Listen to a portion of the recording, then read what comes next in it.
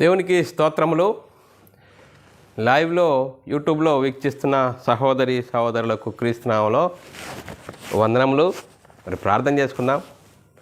పరలోకమందున్న మా తండ్రి, నీ ప్రియకుమారుడు యేసుక్రీస్తునామములో కృతజ్ఞత స్తుతులు స్తోత్రములు చెల్లించుకుంటున్నాము నాయన. ఇంతవరకు సజీవ లెక్కలో ఉంచి నీ కృపలో కాపాడుతూ భద్రపరుస్తూ నీ సన్నిధికి మమ్మల్ని అందరినీ నడిపించిన విధానం బట్టి స్తోత్రాలు. మరి ఈరోజు దేవుడు అందరిలో వ్యాపించి ఉన్నాడు అనే అంశం నేర్చుకుంటుండగా నీ కృపను అనుగ్రహించండి.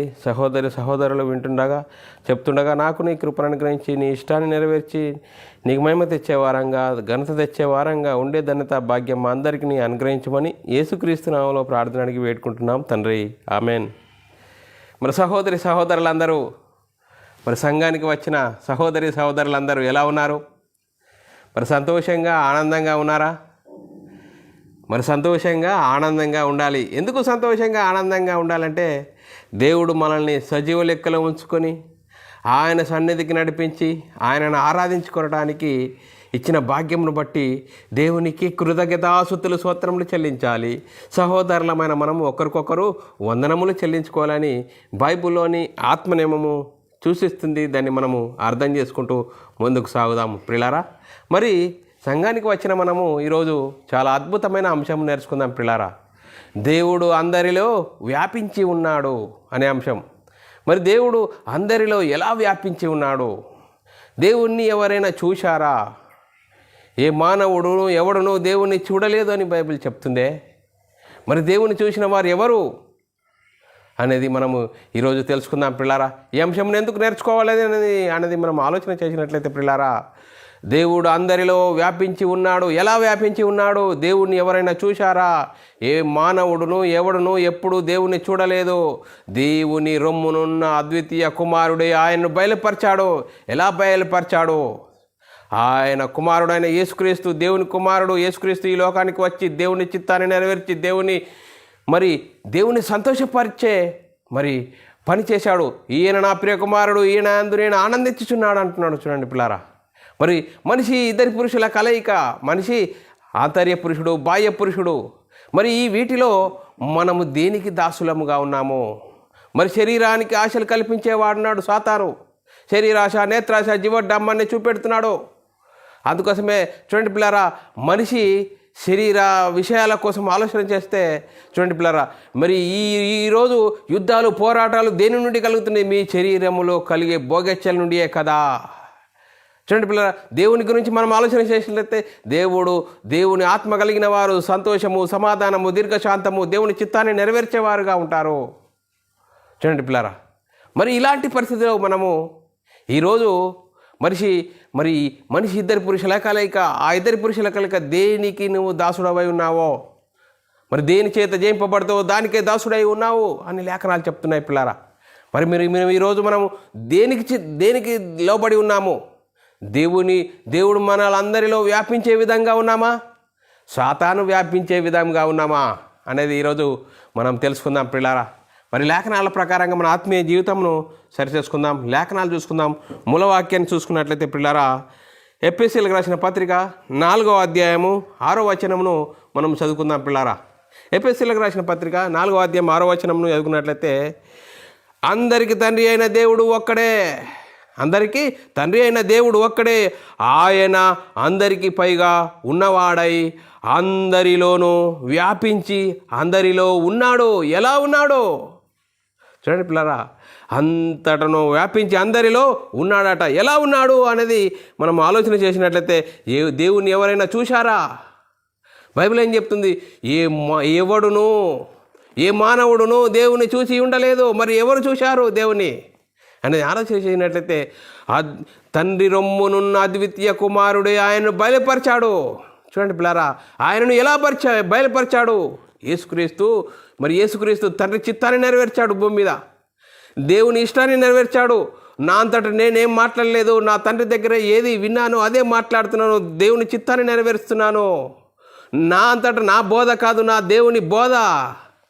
యేసుక్రీస్తు జీవించిన జీవితంలో చెప్పిన విధానము తండ్రి చిత్తాన్ని. అందుకోసమే తండ్రి యేసుక్రీస్తుని గురించి ఏం సాక్ష్యం ఇచ్చాడు? ఈయన నా ప్రియ కుమారుడు, ఈయననందు నేను ఆనందించుచున్నాను. దేవుని చిత్తాన్ని నెరవేర్చాడు. దేవుని సంతోషపరిచే పని చేశాడు పిల్లారా. అందుకోసం నేడు మనము యేసుక్రీస్తునందు విశ్వాసం ఉంచిన మనము దేవుని చిత్తాన్ని నెరవేర్చే వారంగా, క్రీస్తు యేసునందు విశ్వాసం ఉంచిన మనము దేవుని చిత్తాన్ని నెరవేర్చే వారముగా, దేవుని ఆత్మను కలిగిన వారముగా మనము దేవుని చిత్తాన్ని నెరవేర్చే వారంగా ఉండాలి. అంటే మరి దేవుడు మనలో ఉన్నాడా? మనలో వ్యాపించి ఉన్నాడా? మరి ఎలాంటి పరిస్థితిలో ఉన్నాము అనేది మనం ఆలోచన చేసినట్లయితే, దేవుడు ఎలా ఉంటాడు అంటే యేసుక్రీస్తు చెప్తున్నాడు పిల్లరా, దేవుడు ఆత్మ గనుక ఆయనను ఆత్మతోనూ సత్యంతోనూ ఆరాధించాలంటున్నాడు పిల్లరా.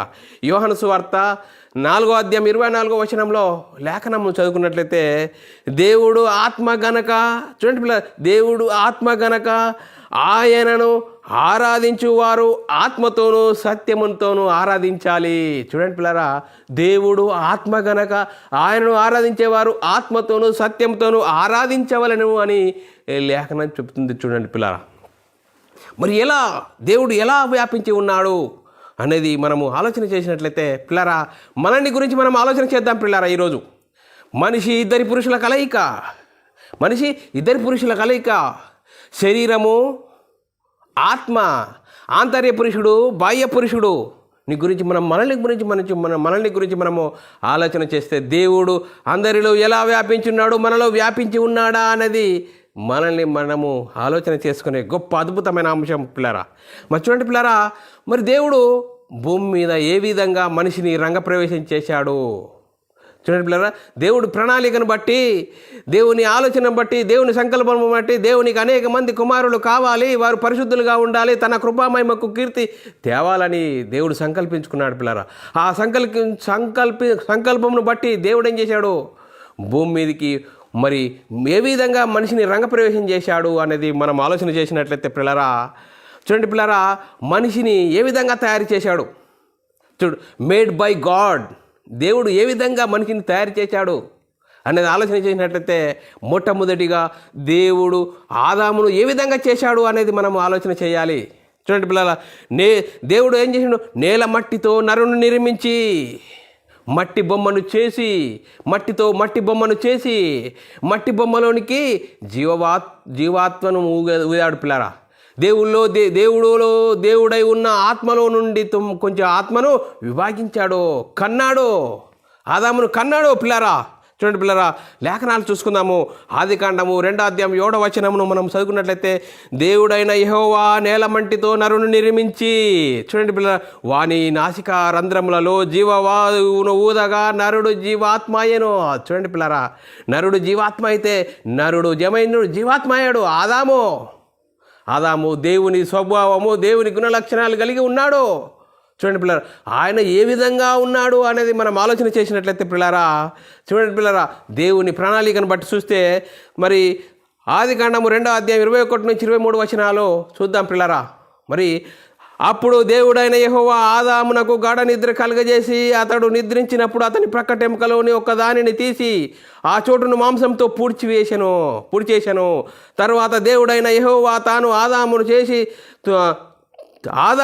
ఆదాము నుండి తీసిన ప్రక్కటెముకను స్త్రీనిగా నిర్మించి ఆమెను ఆదాము వద్దకు తీసుకొని వచ్చాను. ఆదాము ఎప్పుడు ఏం చేశాడు చూడండి పిల్లరా, ఆదాములో నుండి, శరీరములో నుండి ఎముకను తీశాడు. ఆ ఎముకను నరులో నుండి తీయబడిన నారి అన్నాడు. కానీ ఆదాము యొద్దకు తీసుకొచ్చినప్పుడు ఆదాము ఏ విధంగా చెప్తున్నాడు, ఆత్మీయంగా దేవుని చిత్తాన్ని, దేవుని కుమారుడుగా ఉన్నదాన్ని, జరిగిన దాన్ని ఏ విధంగా చెప్తున్నాడు. ఆదాము యొద్దకు దేవుడు తీసుకొచ్చాడు. అప్పుడు ఆదాము ఇట్లా, నేను నా ఎముకలలో ఒక ఎముక, నా మాంసంలోని మాంసము, ఇది నరుడులో నుండి తీయబడినది ఎముక నారి అనబడును. చూడండి పిల్లరా, ఆదాములో నుండి తీయబడిన ఎముక నారి అని ఏ విధంగా చెప్తున్నాడు, ఆత్మీయంగా చెప్తున్నాడు. దేవుని ఇష్టాన్ని నెరవేర్చే ఆత్మీయంగా ఉన్నాడు, దేవుని కుమారుడుగా ఉన్నాడు. అందుకోసమే దేవుడు ఏ విధంగా తయారు చేసి ఏ విధంగా మరి మనుషులను కన్నాడు అనేది ఆలోచన చేసినట్లయితే, ఆదికాండము 1వ అధ్యాయం 27-28 వచనాలు మనం చదువుకున్నట్లయితే, దేవుడు తన స్వరూపమందు నరును సృజించి, దేవుని స్వరూపమందు వారిని సృజించి, స్త్రీనిగాను పురుషునిగాను వారిని సృజించాడు. చూడండి పిల్లరా, భూమి మీద రంగప్రవేశము ఆదాము అవ్వలను ఏ విధంగా చేశాడో చూడండి పిల్లరా.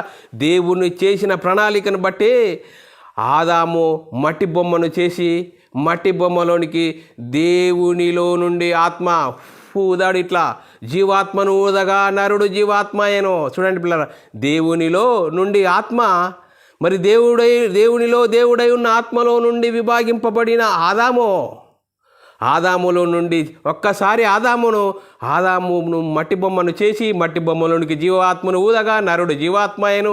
మరి నరుడులో నుండి తీయబడిన ఎముక నారి అన్నది. చూడండి, వారిని ఇద్దరిని ఏం చేశాడు? ఆశీర్వదించాడు పిల్లరా, వివాహం చేశాడు పిల్లరా. మొట్టమొదటిగా దేవుడు ప్రణాళిక చూడండి పిల్లరా, వివాహం ఏ విధంగా చేశాడు?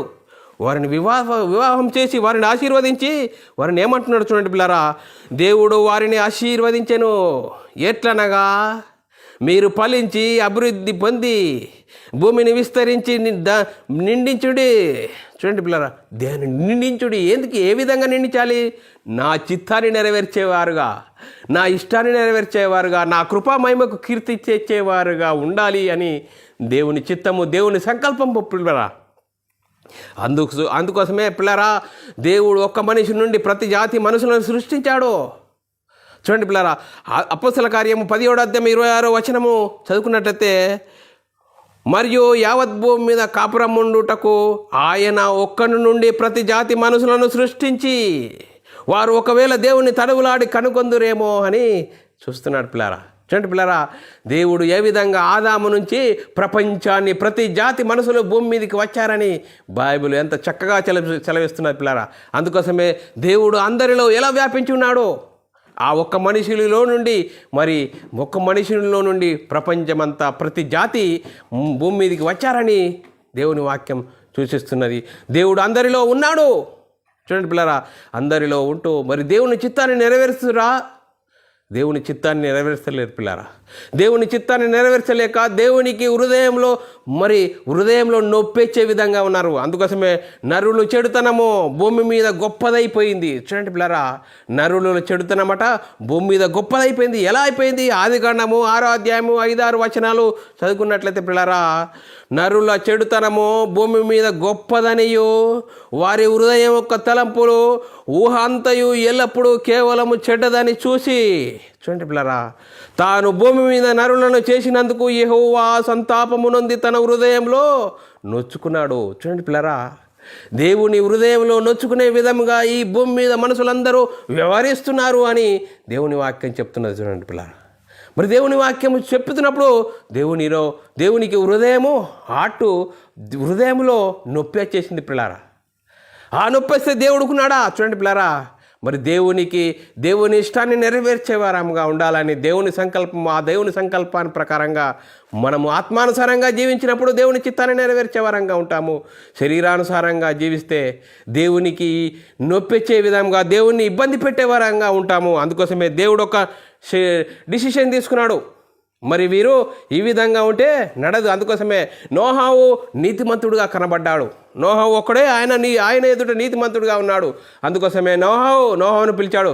నోహావు ఓడం సిద్ధం చేయి, ఎందుకంటే ఈ మనుషులందరూ నాకు మరి హృదయంలో నొప్పించే విధంగా ఉన్నారు. అందుకోసమే నువ్వు ఓడను సిద్ధం చేయి. ఆ ఓడలో ప్రతి జాతి, ప్రతి పక్షులు, ప్రతి భూమి మీద ఉన్న ప్రతి ఒక్కటి మగది ఆడది మరి వాటిలో పిలువు. మరి ఎవరి నువ్వు పిలువు. ఓడలోనికి వచ్చిన వారు రక్షింపబడతారు, రాని వారు జల ప్రళయంలో కొట్టుకొని పోతారని ప్రకటించమన్నాడు. నోహావు మాత్రం ఒక్కడే నీతిమంతుడుగా ఉన్నాడు. నోహావు మరి ప్రకటిస్తున్నాడు, ఓడలోనికి రండి, ఓడలోనికి వచ్చిన వారు రక్షింపబడతారు. చూడండి పిల్లరా, మరి ఓడలోనికి వచ్చిన వారు రక్షింపబడ్డారు. నోహావు కుటుంబం తప్ప ఎవరూ రక్షింపబడలేరు. వారందరూ ఏం చేసినారా? నరుల చెడుతనము భూమి మీద గొప్పదైపోయింది. అందుకోసమే పిల్లరా, మరి జల ప్రళయంతో నాశనం చేశాడు పిల్లరా, జల ప్రళయంతో తుడిచేశాడు. అందుకోసమే మళ్ళా భూమి మీద మరి మనుషులు విస్తరిస్తూనే ఉన్నారు. నోహావు కుటుంబం ద్వారా విస్తరిస్తూనే ఉన్నారు, కానీ దేవుని చిత్తాన్ని నెరవేర్చకపోతున్నారు మళ్ళీ. అందుకోసమే దేవుడు ఏం చేశాడు? అబ్రాహామును పిలిచాడు. అబ్రాహాము నీతిమంతుడుగా కనబడుతున్నాడు. అబ్రాహామును పిలిచి అబ్రాహాముకు వాగ్దానం చేశాడు. మరి అబ్రాహామును పిలిచి మరి నిన్ను ఆశీర్వదిస్తాను, నీ సంతానమును ఆశీర్వదిస్తాను అని వాగ్దానం చేశాడు. ఆత్మను గురించి పిల్లరా, ఆదికాండము 12వ అధ్యాయం 1-3 వచనాలు చదువుకున్నట్లయితే పిల్లరా, నీవు లేచి అబ్రాహామును పిలిచాడు పిల్లలు. అబ్రాహామును గురించి మనం చదువుకుంటున్నాము. యెహోవా నీవు లేచి నీ దేశము నుండియో నీ బంధువుల యొద్ద నుండి నీ తండ్రి ఇంటి యొద్ద నుండియో బయలుదేరి నేను నీకు చూపించు దేశమునకు వెళ్ళుమో. నిన్ను గొప్ప జనముగా చేసి నిన్ను ఆశీర్వదించి నీ నామమును గొప్ప చేయుదును. నీవు ఆశీర్వాదముగా నుందువు. చూడండి పిల్లరా, ఆశీర్వాదముగా ఉందువు. నిన్ను ఆశీర్వదించి వారిని ఆశీర్వదించెదను, నిన్ను దూషించి వారిని శపించెదను. భూమి యొక్క సమస్త వంశములు నీ యందు ఆశీర్వదింపబడునని అబ్రాహాముతో అనగా. మరి అబ్రాహాము సంతానం ఎవరండి? చూడండి పిల్లరా, మనం ఆలోచన చేయాలి. అబ్రాహాము సంతానం యేసుక్రీస్తు అండి. లేఖనం చెప్తుంది. గలతీయులకు రాసిన పత్రిక 3వ అధ్యాయం 16వ వచనంలో లేఖనం చదువుకుంటే చాలా అద్భుతం అండి. చూడండి పిల్లరా, అబ్రాహామునకును అతని సంతానమునకు వాగ్దానములు చేయబడెను. ఆయన అనేకులను గురించి అన్నట్లు నీ సంతానములకు అని చెప్పక ఒకని గురించి అన్నట్లే నీ సంతానమునకు అనెను. ఆ సంతానము యేసుక్రీస్తు. చూడండి పిల్లరా, మరి యేసుక్రీస్తు అత్యంత అబ్రాహాము సంతానం యేసుక్రీస్తు. ఆ యేసుక్రీస్తు అత్యంత వరకు భూమి మీద అతిక్రమాలు జరుగుతున్నాయి కాబట్టి ఒకనాడు దేవుని జనంగమైన ఇజ్రాయేలీలకు ధర్మశాస్త్రం ఇచ్చాడు. ధర్మశాస్త్రం అనుసరించి జీవించే నీతిమంతులు అవుతారు. ధర్మశాస్త్రం అతిక్రమిస్తే శాపగ్రస్తులు అవుతారని చెప్పాడు పిల్లరా. చూడండి పిల్లరా, మరి ధర్మశాస్త్రం ఒకనాడు దేవుని జనంగమైన ఇజ్రాయేలీలు ధర్మశాస్త్రం అతిక్రమించారంటే అనుసరించలేరు, అతిక్రమించారు, శాపగ్రస్తులుగా ఉన్నారు. అందుకోసమే ఒకనాడు దేవుడు లేని జనులు కూడా ధర్మశాస్త్ర ప్రకారంగా అనుసరిస్తే జీవిస్తే నీతిమంతులు అవుతారు. వారును అనుసరించలేరు, వీరును అనుసరించలేరు. ధర్మశాస్త్రం అందరినీ పాపములో బంధించింది. చూడండి పిల్లరా, కాలము పరిపూర్ణమైనప్పుడు దేవుడు తన సొంత కుమారుని పంపించాడు. చూడండి పిల్లరా, ఏ ఒక్కరు నీతిమంతులు లేరు. అందరూ దేవుడు అనుగ్రహించి మహిమను పొందలేకపోతున్నారు. రోమీలకు రాసిన పత్రిక చూడండి పిల్లరా, రోమీలకు రాసిన పత్రిక 3వ అధ్యాయం 23వ వచనంలో చదువుకున్నట్లయితే ఏ భేదము లేదు, అందరూను పాపము చేసి దేవుడు అనుగ్రహించి మహిమను పొందలేకపోతున్నారట. చూడండి పిల్లరా, మరి మనుషులందరూ భూమి మీద వారు చెడుతనం గొప్పదని ఏం చేస్తారు? ఏ భేదము లేదు, అందరూ పాపము చేసి దేవుడు అనుగ్రహించి మహిమను పొందలేకపోతున్నారట. చూడండి పిల్లరా, మహిమను పొందలేకపోతున్నారు. మరి చూడండి పిల్లరా, ఏ విధంగా మరి పాపం చేస్తున్నారు? మరి పాపం అనగా ఏంటి అంటే, యోహాను రాసిన పత్రిక 3వ అధ్యాయం 4వ వచనము చదువుకున్నట్లయితే పాపము చేయు ప్రతి వాడును ఆజ్ఞ అతిక్రమించుచున్నాడు. ఆజ్ఞ అతిక్రమమే పాపము. దేవుని మాట వినకపోవడమే పాపము. ఆత్మానుసారంగా జీవించకపోవడమే పాపము. శరీరానుసారంగా జీవించడమే పాపము. దేవుని చిత్తాన్ని, దేవుని సంకల్పాన్ని నెరవేర్చాలి. అద్వితీయ తన కుమారుడైన తన రొమ్మును అద్వితీయ కుమారుడు ఆయన బయలుపరిచాడు. దేవుని చిత్తాన్ని నెరవేర్చాడు యేసుక్రీస్తు. ఈయన నా ప్రియ కుమారుడు అని దేవుడు ఆయన యేసుక్రీస్తుని గురించి సాక్ష్యమించాడు పిల్లరా. అందుకోసమే యేసుక్రీస్తు ఈ భూమి మీదకి వచ్చి ఏం చేశాడు పిల్లరా? దేవుడు తన సొంత కుమారుని పాప శరీరాకారంతో ఈ లోకానికి పంపాడు. ఆయన శరీరమందు పాపమునకు శిక్ష విధించెను. రోమీలకు రాసిన పత్రిక 8వ అధ్యాయం 4వ వచనంలో రాయబడ్డది పిల్లరా. అందుకోసమే యేసుక్రీస్తు ఈ లోకానికి వచ్చి ఏం చేశాడు పిల్లరా? యేసుక్రీస్తు ధర్మశాస్త్రం అమల్లో ఉన్న కాలంలో వచ్చాడు. కాలము పరిపూర్ణమైనప్పుడు దేవుడు తన సొంత కుమారుని ఈ లోకానికి పంపాడు పిల్లరా. పంపేం చేశాడు? యేసుక్రీస్తు ధర్మశాస్త్ర కాలంలో వచ్చాడు. ధర్మశాస్త్రం అనుసరించాడు, జీవించాడు. దాన్ని అనుసరించి ధర్మశాస్త్రాన్ని సిలువలో కొట్టివేశాడు పిల్లరా. సిలువలో కొట్టివేసి మరణించాడు, సమాధి చేయబడ్డాడు. 3వ రోజున తిరిగి లేచాడు, పరలోకానికి వెళ్ళాడు. పరలోకంలో ఉన్న పరిశుద్ధాత్మని భూమి మీదకి పంపించాడు. ఆ పరిశుద్ధాత్మను పొందుకున్న 12 మంది యేసుక్రీస్తు మరణ సమాధిని గురించి సువార్తను ప్రకటించారు పిల్లరా. సర్వలోకానికి వెళ్ళి సర్వ సృష్టికి సువార్తను ప్రకటించారు పిల్లరా. మరి నమ్మిన వారు రక్షింపబడతారు, నమ్మని వారికి శిక్ష విధించబడునని లేఖనం చెప్తుంది. చూడండి పిల్లరా, మరి యేసుక్రీస్తు మరి యేసుక్రీస్తు సువార్త అంటే ఏంటిది పిల్లరా? ఎఫెసీ 1 కొరింథీయులకు రాసిన పత్రిక 15వ అధ్యాయము 1 నుంచి 4 వచనాలు చదువుకున్నట్లయితే పిల్లరా, అద్భుతం. సువార్త అంటే ఏంటి? బైబిల్ చెప్తున్న విధానం ఏంటి? మరియు సహోదరులారా, నేను ప్రకటించుచున్న సువార్త మీకు తెలియజేయుచున్నాను. ఏం తెలియజేస్తున్నాను? మీరు దానిని అంగీకరించి దాని అందే నిలిచి ఉన్నారు. మీ విశ్వాసం వ్యర్థమైతేనే కానీ ఏ ఉపదేశ రూపకంగా సువార్త మీకు ప్రకటించుతునో ఆ ఉపదేశమును మీరు గట్టిగా పట్టుకున్న ఎడల ఆ సువార్త వలన మీరు రక్షణ పొందివారై ఉందురు. నాకు ఇయ్యబడిన ఉపదేశం ఏమనగా చూడండి, నాకు ఇయ్యబడిన ఉపదేశము మొదట మీకు అప్పగించి తిని, అదేమనగా లేఖనముల ప్రకారము క్రీస్తు మన పాపముల నిమిత్తం మృతి పొందెను, సమాధి చేయబడెను, లేఖనముల ప్రకారం 3వ దిన తిరిగి లేచెను. ఇది సువార్త. చూడండి పిల్లరా, ప్రారంభ శతాబ్దంలో మరి వారు దేని గురించి ప్రకటించారు? యేసుక్రీస్తు దేవుని కుమారుడు, యేసుక్రీస్తు ప్రభు అని సువార్తను ప్రకటించారు. వారు దేవుని చిత్తాన్ని నెరవేర్చారు. దేవుని ఆత్మ వారిలో ఉన్నది కాబట్టి దేవుని చిత్తాన్ని నెరవేర్చారు పిల్లలు. దేవుని సంతోష కార్యక్రమంలో మొదటి శతాబ్దంలో చేశారు. అందుకోసమే మీరు ఈ జీవాధిపతిని చంపితిరి, దేవుడు ఆయనను తిరిగి లేపిన దానికి మేమందరం సాక్షులమని మరి అపొస్తలులు ప్రకటించారు. వాళ్ళు ప్రకటిస్తున్నప్పుడు వారి హృదయాలు నొచ్చుకున్నాయి. అయ్యో, మేము ఇంత తప్పు చేశామా, ఇంత పాపం చేసిమా. అందుకోసమే సహోదరులారా, మేమేం చేస్తాం? అపొస్తలుల కార్యము 2:38 మేమేం చేస్తామంటే, ప్రతివాడు మారు మనసు పొంది పాపక్షమాపణ నిమిత్తం యేసుక్రీస్తు నామంలో బాప్తిసం పొందండి. మళ్ళీ యేసుక్రీస్తుని ఎవరన్నా నమ్మాలి? యేసుక్రీస్తు దేవుని కుమారుడు అండి. యేసుక్రీస్తు దేవుని కుమారుడు ఏ విధంగా దేవుని చిత్తాన్ని నెరవేర్చాడు, దేవుని ఇష్టాన్ని నెరవేర్చాడు, దేవుని గుణలక్షణాలను చూపించాడు. దేవుడు ఇలా ఉంటాడు అని యేసుక్రీస్తు భూమి మీద మరి నెరవేర్చి చూపించాడు. మరి యేసుక్రీస్తుని గురించి దేవుడు ఏం చెప్పాడు? ఈయన నా ప్రియ కుమారుడు, ఈయన యందు నేను ఆనందించుచున్నానని సాక్ష్యం ఇచ్చాడు పిల్లారా. అందుకోసమే ఈరోజు యేసుక్రీస్తును దేవుని కుమారుడు, యేసుక్రీస్తు ప్రభు అని విశ్వసించి, యేసుక్రీస్తు నా పాపం నిమిత్తము మరణించాడు, దేవుడు ఆయనను తిరిగి లేపాడు అని విశ్వసించి యేసుక్రీస్తు నామంలో బాప్తిసం పొందిన వారు క్రైస్తవులు. బైబిల్లోని ఆత్మనేమో అనుసరించి జీవిస్తారు, వాక్యానికి లోబడతారు, పరిశుద్ధాత్మను బోధకు లోబడతారు. చూడండి పిల్లరా, దేవుడు అందరిలో వ్యాపించి ఉంటాడు. దేవుని చిత్తాన్ని నెరవేర్చిన వారు దేవుడు అందరిలో వ్యాపించి ఉంటారు. దేవుని సంతోషపరిచే పని జరిగిస్తారు. చూడండి పిల్లరా, మరి 1 యోహాను రాసిన పత్రిక 5:5 మనం చదువుకుందాం. యేసు దేవుని కుమారుడని నమ్మువాడు తప్ప లోకమును జయించువాడు మరి ఎవడు? చూడండి పిల్లరా, యేసు దేవుని కుమారుడని నమ్మువాడు తప్ప లోకమును జయించువాడు మరి ఎవడు? యేసుక్రీస్తుని ఏమని నమ్మాలంటుంది బైబిల్? రోమిలా రాసిన పత్రిక 10:9 అదేమనగా, యేసు ప్రభు అని నీ నోటితో ఒప్పుకొని దేవుడు మృతులలో నుండి ఆయనను లేపినని నీ హృదయమందు విశ్వసించిన యెడల నీవు రక్షింపబడదువు. చూడండి పిల్లలు, యేసుక్రీస్తు ప్రభు అని నువ్వు విశ్వసించాలి. యేసుక్రీస్తుని యేసయ్య అని కాదు. ఈరోజు తండ్రి అయిన దేవుడే యేసుక్రీస్తుగా వచ్చాడు, యేసుక్రీస్తు పరిశుద్ధాత్ముడు అని ఈ బోధలు బైబిల్ యాక్సెప్ట్ చెప్పట్లేదు, బైబిల్ ఒప్పుకోవట్లేదు. నీ సొంత ఆలోచనలతో దేవుని చిత్తాన్ని నెరవేర్చక సాతాను చిత్తాన్ని నెరవేర్స్తే సాతాను సిద్ధపరిచిన నరకానికి జారిపోతామని లేఖనం చెప్తుంది. ఏ విధంగా మన జీవితాన్ని కట్టుకుంటున్నాం? బైబిల్ చెప్తున్నది ఏంది? అపొస్తలులు ఎవరైనా మరి యేసయ్య అన్నారా? యేసు ప్రభు అని ఒప్పుకున్నారా? దేవుడు చెప్పనిది, యేసుక్రీస్తు చెప్పనిది, అపొస్తలులు చెప్పనిది ఈరోజు చెప్పిస్తున్నాడు ఎవడు? సాతాను. వాడు చెప్పిన సిద్ధాంతానికి మీరు లోబడతారా? సాతాను సిద్ధపరిచిన నరకాన్ని తప్పదు అని లేఖనం చెప్తుంది. అందుకోసమే యేసు ప్రభు అని ఒప్పుకుంటే మనకు రక్షణ కలుగుతుందని బైబిల్ చాలా చక్కగా చదివిస్తుంది పిల్లారా. అందుకోసమే బైబిల్లోని ఆత్మనియమమును మనం అనుసరించి జీవించాలి పిల్లారా. అందుకోసమే యేసుక్రీస్తు నామంలో బాప్తిసం తీసుకోవాలని చెప్తుంది.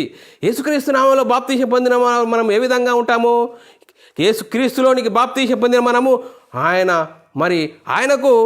చిత్తాన్ని నెరవేర్చేవారు ఉండమని లేఖనం చెప్తుంది. రోమిలో రాసిన పత్రిక 6:3 రాయబడిన మాట, క్రీస్తులోనికి బాప్తిసం పొందిన మనమందరము ఆయన మరణంలోనికి పాలు పొందిదేమని మీరు ఎరుగారా? చూడండి పిల్లరా, ఆయన మరణంలోనికి క్రీస్తు మరణంలోనికి పాలు పొందుతామో మరి మనం ఏ విధంగా ఉన్నాం? బైబిల్ చెప్తున్న సిద్ధాంత ప్రకారంగా యేసుక్రీస్తు నామములో బాప్తిసం తీసుకున్నామా? లేదండి అక్కడ అలా రాయబడ్డదండి, ఇక్కడ ఇలా రాయబడ్డదని నువ్వు చెప్తున్నావా? నీ సొంత మాటలు అక్కడనే ఆగిపోతున్నావు. అక్కడనే సాగిపో. పరిశుద్ధాత్మని బోధ ఏం చెప్తుంది? అపొస్తలులు ఏ విధంగా చేశారు, ఏ విధంగా బాప్తిసాలు ఇచ్చారు, అది ఆలోచించు. ఈరోజు వారు చెప్పారు, వీరు చెప్పారని మనుషులను చూడకు, మనుషుల సిద్ధాంతాలను చూడకు. దేవుని పరిశుద్ధాత్మని బోధ అపొస్తలులు ఏం చెప్పారు, అపొస్తలులు ఏ విధంగా వ్యవహరించారు, ఏ విధంగా వారు జీవించారు, దేవుని చిత్తాన్ని నెరవేర్చారు, దాన్ని చూడాలి పిల్లరా. దాన్ని అనుసరించి జీవించాలి. అందుకోసమే రోమిలో రాసిన పత్రిక చూడండి పిల్లరా, యేసుక్రీస్తు నామములో బాప్తిసం పొంది ఆయన మరణంలో పాలు పొందుతామని మీరు ఎరుగారా? క్రీస్తులోనికి బాప్తిసం పొందిన మనం క్రీస్తు మహిమను ధరించుకుంటాము. ఏ విధంగా ఉంటాము? రోమిలో రాసిన పత్రిక 8:14 రాయబడిన మాట, దేవుని ఆత్మచేత ఎందరూ నడిపింపబడుదురో వారందరూ దేవుని కుమారులై ఉన్నారు. చూడండి పిల్లరా, మరి క్రీస్తులోనికి బాప్తిసం పొందిన మనం అందరము మరి ఏ విధంగా ఉంటామాత? దేవుని ఆత్మచేత నడిపింపబడతాము, పరిశుద్ధాత్మని బోధ చేత నడిపింపబడతాము. నడిపింపబడిన వారందరూ దేవుని కుమారులై ఉందరు. దేవుని చిత్తాన్ని నెరవేర్చేవారుగా ఉంటారు. క్రీస్తు శ్రమపడిన క్రీస్తుతోటి వారసులమవుతాము. రోమిల రాసిన పత్రిక 8వ అధ్యాయం 17వ వచనంలో రాయబడిన మాట, మనము పిల్లలమైతే వారసులము అనగా దేవుని వారసులము. క్రీస్తుతో కూడా మహిమ పొందుటకు ఆయనతో శ్రమపడిన క్రీస్తుతోటి వారసులము. శ్రమపడాలి. క్రైస్తవుడు అంటే సుఖపడేది కాదు. శరీర సంబంధమైన వాటి కోసం యేసుక్రీస్తు ఎదుగు రాకూడదు. మనమై ఉన్న ఆత్మను రక్షించడానికి దేవుడు తన సొంత కుమారుని పాప శరీరంతో ఈ లోకానికి పంపాడు. ఆయన శరీరమందు శిక్ష విధించెను. మరి యేసుక్రీస్తు దేవుని కుమారుడు, యేసుక్రీస్తు ప్రభు అని విశ్వసించి యేసుక్రీస్తు నామంలో బాప్తిసం పొంది క్రీస్తు మహిమను ధరించుకుంటావు. ఆ మహిమ ఎదుట ఈ లోక సంబంధమైన విషయాలు, లోక సంబంధమైన విషయాల గురించి నువ్వు పట్టించుకోవు.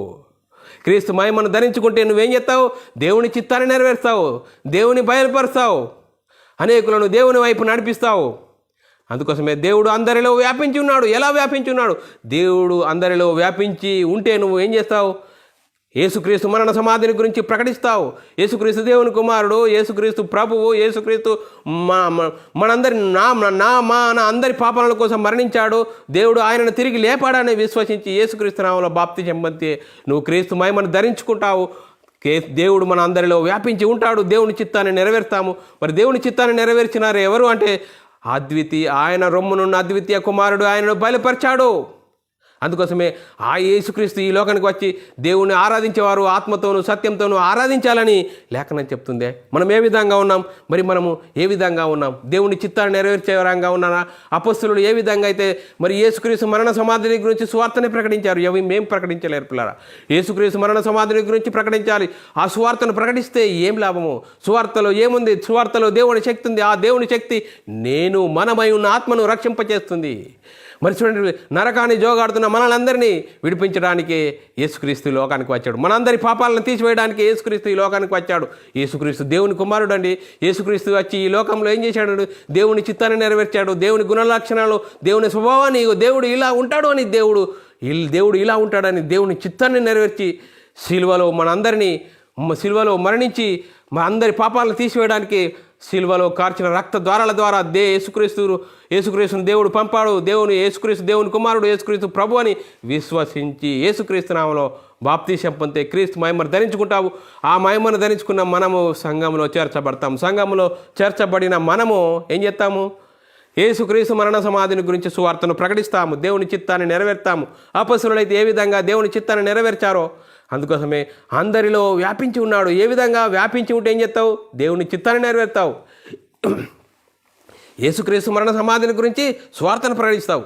ఆ సువార్తను ప్రకటించకుండా మరి ఈరోజు నేను క్రైస్తవుని, నేను సంఘానికి వెళ్తున్నాను అంటూ సంఘానికి వెళ్తున్నావు, పాట పాడుతున్నావు, ఒక కానుక వేస్తున్నావు, మళ్ళా వస్తున్నావు, నీ పని నువ్వు చేస్తున్నావు. మరి ఇదేనా దేవుని చిత్తాన్ని నెరవేర్చడము?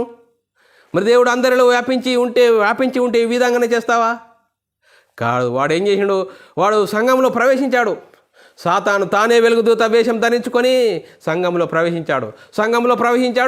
నేను క్రైస్తవుని అంటే ఒకరు చెప్తే ఒకరికి పడగట్లేదు. మరి బైబిల్లోని ఆత్మనియమమును మరి అనుసరించి జీవిస్తే ఆత్మనియమంకు లోబడే విధానం చూడండి పిల్లరా. ఆత్మనియమంకు లోబడే విధానం ఎవరిది? దేవుని చిత్తాన్ని నెరవేర్చేవారు. దేవుడు అందరిలో వ్యాపించి ఉండే వారు గుణలక్షణాలు, దేవుని మహిమను తెచ్చేవారు, దేవుని గుణలక్షణాలు మరి ప్రకటించేవారు. చూడండి పిల్లరా, సాతాను తానే వెలుగుదూత వేషం ధరించుకున్నాట. మొదటి 2 కొరింథీయులకు రాసిన పత్రిక 14వ అధ్యాయము 15వ వచనంలో రాయబడిన మాట, ఇది ఆశ్చర్యం కాదు. ఏది ఆశ్చర్యం కాదు? సంఘంలో వాడు మొదటి శతాబ్దంలో ప్రవేశించాడు. నేను క్రీస్తు వాడను, నేను అపోల్లో వాడను, నేను పౌలు వాడను, నేను కేఫా వాడను అంటున్నాడు.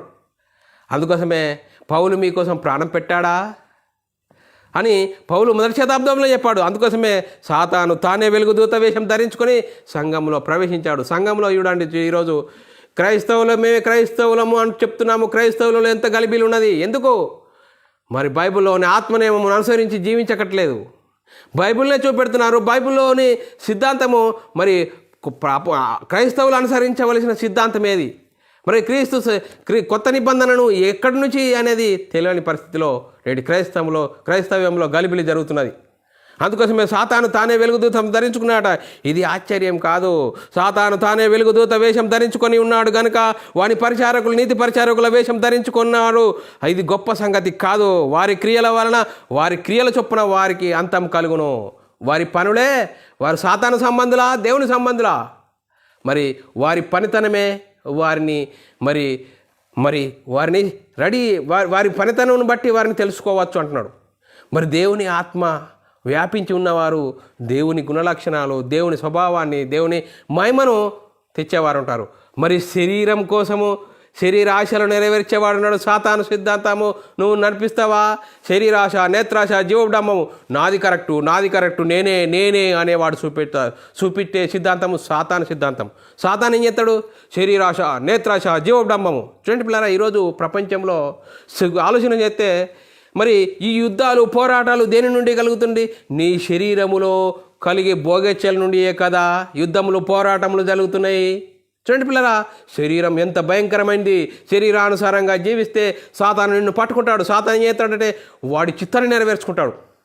అందుకోసమే సాతాను ఏదట? చూడండి పిల్లరా, 1 యోహాను రాసిన పత్రిక 2వ అధ్యాయం 16వ వచనంలో రాయబడిన మాట సాతాన్ టూల్స్: శరీరాశ, నేత్రాశ, జీవడంబం. మరి 16-17 వచనాలు చదువుకుందాం పిల్లలు. 2వ అధ్యాయము 16-17 వచనాలు. లోకంలో ఉన్నదంతా అనగా శరీరాశ, నేత్రాశ, జీవడంబము తండ్రి వలన పుట్టినవి కావు, ఇవి లోక సంబంధమైనవే. ఇవి చూడండి పిల్లలు, ఇవన్నీ తండ్రి వలన పుట్టినవి కావట. ఇవన్నీ లోక సంబంధమైనవే. లోకమును దాని ఆశయు గతించిపోవును. చూడండి పిల్ల, లోకమును దాని ఆశయు గతించిపోవును, దేవుని చిత్తాన్ని జరిగించేవాడు నిరంతరము నిల్చును. చూడండి పిల్లరా, ఆత్మానుసారంగా జీవిస్తావా? నిరంతరము నిలుస్తావు. చూడండి పిల్లరా, శరీరానుసారంగా జీవిస్తావా? మరి చూడండి పిల్లరా, లోకము దాని ఆశయు గతించిపోతుంది, కానీ గతించిపోయే పరిస్థితి ఉన్నది. అందుకోసమే శరీరానికి మరి తీర్పు తీర్చాడు దేవుడు. మన్నైన శరీరము మరలా వెనుకకు తిరిగిపోవును. మరి ఈ శరీరం కోసం, ఈ మన్ను కోసం మనం ఆలోచన చేస్తున్నామా? ఉదయం లేచి నుంచి రాత్రి పడుకునేంత వరకు మనమై ఉన్న ఈ ఆత్మ నడిపిస్తున్న ఈ ఆత్మను గురించి ఆలోచించవా? నేనంటే ఏంటి? ఆత్మ. ఈ ఆత్మానుసారంగా నడుస్తున్నప్పుడు దేవుని చిత్తాన్ని నెరవేర్తాము. నేనంటే ఏంది? ఆత్మ. ఈ ఆత్మ ఎక్కడి నుండి వచ్చింది? దేవునిలో నుండి వచ్చింది. ఎందుకు వచ్చింది? ఏం చేస్తుంది? ఈ విధంగా మనకు ప్రశ్నలు ఉత్పన్నమవుతాయి. ఏ విధంగా ఉన్నాం మరి? ఏ విధంగా మరి జీవిస్తున్నావు? దేవుడు అందరిలో వ్యాపించి ఉంటాడు. ఏ విధంగా ఉంటాడు? దేవుడు అందరిలో వ్యాపించి ఉంటే ఏం చేస్తావు? దేవుని ఆత్మతోనూ సత్యంతోనూ ఆరాధిస్తాము. చూడండి పిల్లరా, దేవుడు ఆత్మ గనక దేవుని ఆరాధించేవారు, ఆయనను ఆరాధించేవారు ఆత్మతోనూ సత్యంతోనూ ఆరాధిస్తారు. అందుకోసమే దేవుణ్ణి ఆత్మ అని యేసుక్రీస్తు చెప్పాడండి. యేసుక్రీస్తు ఏ విధంగా చెప్పాడు? తండ్రి రొమ్మునున్న అద్వితీయ కుమారుడు ఆయనను బయలుపరిచాడు. అందుకోసమే యేసుక్రీస్తు 33.5 సంవత్సరాలు దేవుని చిత్తాన్ని నెరవేర్చాడు, దేవుని ఇష్టాన్ని నెరవేర్చాడు. మరి యేసుక్రీస్తు గురించి దేవుడు, ఈయన నా ప్రియకుమారుడు, ఈయన యందు నేను ఆనందించుచున్నాను. అందుకోసమే యేసుక్రీస్తు ఈ లోకానికి వచ్చి దేవుని చిత్తాన్ని నెరవేర్చాడు పిల్లరా. దేవుని చిత్తాన్ని నెరవేర్చి శిలువలో మరణించి సమాధి చేసి 3వ దినాన తిరిగి లేచాడు. తిరిగి లేచి పరలోకానికి వెళ్ళి పరలోకంలో ఉన్న పరిశుద్ధాత్మని పంపిస్తే ఆ పరిశుద్ధాత్మను పొందుకున్న వారు ఏం చేశారు? సువార్తను ప్రకటించారు. యేసుక్రీస్తు మరణ సమాధిని గురించి ప్రకటించారు. దేవుని చిత్తాన్ని నెరవేర్చారు, దేవుని ఇష్టాన్ని నెరవేర్చారు, ఆత్మానుసారంగా జీవించారు, దేవుని ఇష్టాన్ని నెరవేర్చారు. శరీర సంబంధమైన వాటిని గురించి ఆలోచించలేదు. శరీర సంబంధమైన, లోక సంబంధమైన, ప్రకృతి సంబంధమైన బోధలు చేయలేరు. వారు సువార్తను ప్రకటించారు. సువార్తలో ఏముంది? దేవుని శక్తి ఉంది. దేవుని శక్తి ఏం చేస్తుంది? మనమై ఉన్న ఆత్మను రక్షింపచేస్తుంది. చూడండి పిల్లరా, దేవుడు అందరిలో వ్యాపిస్తే శాంతి, సమాధానము, దీర్ఘశాంతము, ఇవన్నీ, దయాలత్వము, ఇవన్నీ ఉంటాయి. దేవుడు అందరిలో మరి వ్యాపించి ఉంటే దేవుని ఆత్మ మనలో ఉంటే ఈ శరీరం గురించి ఆలోచించము. కారం ఉంటే కారంతో తిని సంతోషపడతాం. మరి ఏదున్నా ఉన్న దాంట్లో సంతోషపడే జీవితము దేవుని ఆత్మ కలిగింది. మరి దయ్యం ఆత్మ ఇది కావాలి, అది కావాలి, ఇది నాది, అది నాది, ఈ లోకమంతా నాదే, నేనే సంపాదించుకోవాలి, నా మాట నడవాలి అనే వాడి పోకడలు శరీరాశ, నేత్రాశ, జీవడంబాన్ని చూపెడతాడు. వాడి ఇష్టాన్ని నెరవేరిస్తే సాతానుకు సిద్ధపరిచిన నరకాన్ని తప్పదు. అందుకోసమే ఎవరిని మింగుతున్నా వాణి అని వాడు వెతుకుతూ తిరుగుతున్నాడట. వాడికి రాత్రి పగలు లేదు, 24 hours పని చేస్తున్నాడు. వాడికి సమయం కొంచెమే అని తెలుసు కనుక బట్టి వాడు ఎక్కడికి వెళ్తాడు? నరకానికి వెళ్తాడు. వాడి వెళ్ళే స్థలానికి నిన్ను తీసుకెళ్ళాలని ప్రపంచాన్ని మరి ఉర్రూతలొగిస్తున్నాడు. మరి అందరం చేస్తున్నాడ దేవుని ఇష్టాన్ని నెరవేర్చలేక, మరి దేవుని ఇష్టాన్ని నెరవేర్చక ఏం చేస్తున్నారు చూడండి పిల్లరా. మరి నరుల చెడుతనము భూమి మీద గొప్పదైపోయింది. చూడండి పిల్లరా, చెడుతనమే గొప్పదైపోయింది. మంచి చెప్తే వినేవారు పరిస్థితి లేరు. ఎందుకు లేరు? సాతాను వాడు సంఘము, నేను క్రైస్తవుని అంటున్నాం. మనము మన సంఘంలోనే ప్రవేశించాడు. అందుకోసమే ఆత్మానుసారంగా జీవించాలి, వాక్యానుసారంగా జీవించాలి, బైబిల్లోని ఆత్మనియమం అనుసరించి జీవించాలి, పరిశుద్ధాత్మని బోధన అనుసరించి జీవించాలి. బైబిల్లోని 66 పుస్తకాలు ఉన్న కొత్త నిబంధన ఎక్కడి నుంచి అపొస్తల కార్యం నుంచి ప్రకటన గ్రంథం వరకు క్రైస్తవుడు అనుసరించవలసిన చట్టము. దాన్ని అనుసరించి జీవిస్తున్నామా, చదువుతున్నామా, అర్థం చేసుకుంటున్నామా, ఆత్మనియమం అనుసరించి జీవిస్తున్నామా? చూడండి పిల్లల, ఒకనాడు దేవుని జనంగమైన ఇజ్రాయేలులకు ఇచ్చిన ఆశీర్వాదాలు నేడు క్రైస్తవ సంఘంలో చూపించి దేవుడు నిన్ను ఆశీర్వదిస్తాడు అంటున్నాడు. ఎందుకు ఆశీర్వదిస్తాడు? యేసుక్రీస్తు నమ్ముకుంటే శరీర సంబంధమైన వాటి కోసమా? శరీర సంబంధమైన వాటి కోసము యేసుక్రీస్తు నమ్ముకోండి అని ఈరోజు ప్రకటిస్తున్న బోధ ఏది? సాతాను సంబంధమైన బోధ. మరి యేసుక్రీస్తుని ఎందుకు నమ్ముకోవాలి? మనమై ఉన్న ఆత్మను రక్షించుకోవాలి. దేవుని యొద్దకు తీసుకెళ్ళడానికి యేసుక్రీస్తు వచ్చాడండి. యేసుక్రీస్తు నమ్ముకుంటే పరలోకం తీసుకెళ్తాడండి. మరి యేసుక్రీస్తు ఈ భూమి మీద దేవుని చిత్తాన్ని నెరవేర్చాడండి. మరి దేవుని గురించి యేసుక్రీస్తుని గురించి దేవుడు ఏం చెప్పాడండి? ఈయన నా ప్రియకుమారుడు, ఈయన యందు నేను ఆనందించుచున్నానని సాక్ష్యం చెప్పాడండి. మరి మనము క్రీస్తునందు విశ్వాసం ఉంచి ఏం చేయాలా? యేసుక్రీస్తు దేవుని కుమారుడు, యేసుక్రీస్తు ప్రభు అని విశ్వసించి యేసుక్రీస్తు నామంలో బాప్తిసం పొందితే మనమై ఉన్న ఆత్మ రక్షించుకుంటాము. మరి దేవుని చిత్తాన్ని నెరవేర్స్తాము. అప్పుడు మనము ఆత్మ సంబంధంగా ఆలోచిస్తాం. నేనంటే ఏంది? ఈ ఆత్మానుసారంగా జీవిస్తున్నానా? ఈరోజు నేను తప్పిపోయానా?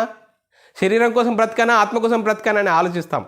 అందుకోసమే దేవుడు అందరిలో వ్యాపించి ఉన్నాడు. మరి దేవుడు ఆత్మ గనక దేవుణ్ణి ఆరాధించేవారు ఆత్మతోనూ సత్యంతోనూ ఆరాధించాలని లేఖనం చెప్తుంది పిల్లారా. అందుకోసమే మనం ఏ విధంగా ఉన్నాం? మనం ఆత్మానుసారంగా జీవిస్తున్నామా? మరి దేవుడు మనలో వ్యాపించి ఉన్నట్లుగా మన గుణలక్షణాలు, మన స్వభావం ఉన్నదా? లేకుంటే సాతాను స్వభావము, సాతాను గుణలక్షణాల ప్రకారం కలిగి జీవిస్తున్నామా? శరీరాశ, నేత్రాశ, జీవోడంబం, ఇవన్నీ వాడి స్వభావం. వాడి స్వభావం అంటే మరి ఎవరు చెప్పినా వినరు.